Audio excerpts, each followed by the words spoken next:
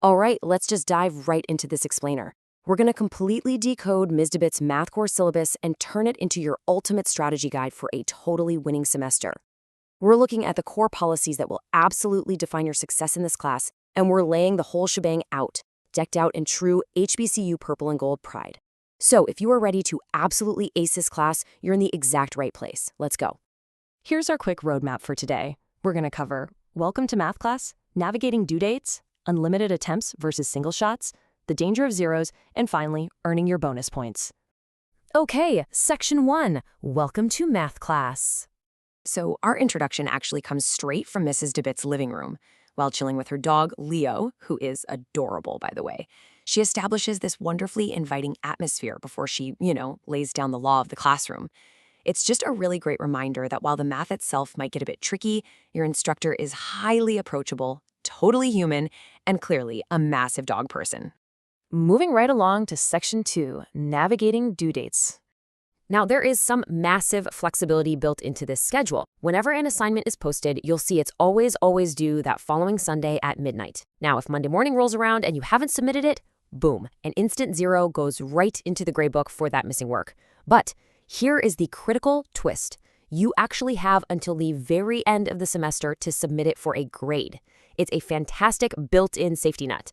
But as we'll see in just a second, you really don't want to rely on it if you can help it. All right, Section 3, Unlimited Attempts versus Single Shots.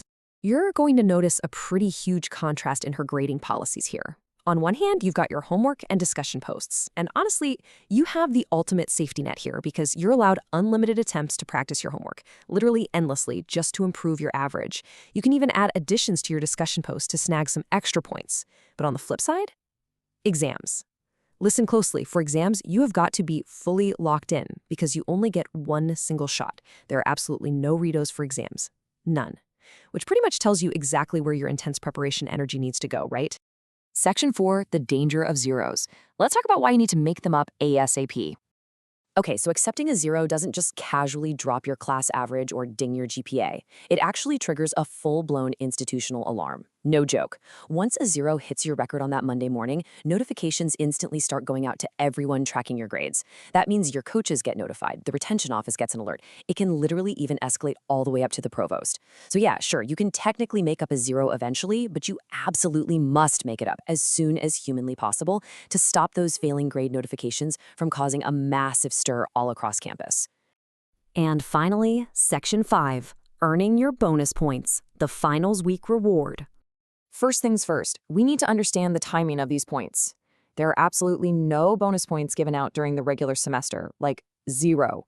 However, Ms. Dabit does award them during finals week. This hits at different times depending entirely on your specific class format. So it'll be week 8 if you're taking the online class, and week 16 if you're doing on-ground classes. You basically have to play the long game to see these points show up. And guys, this brings us to what is arguably the most important sentence in the entire syllabus. Quote, "If you have no 0, every single assignment has a grade, I will post you some bonus points." Unquote. That right there is your golden rule for the semester. If you want those extra points to boost your final grade, you have to make absolutely sure every single assignment has a grade. No missing work, 0 exceptions. So, once you've actually qualified by having 0 missing assignments, how many bonus points do you actually get? Well, the size of your bonus is essentially a slice of this pie.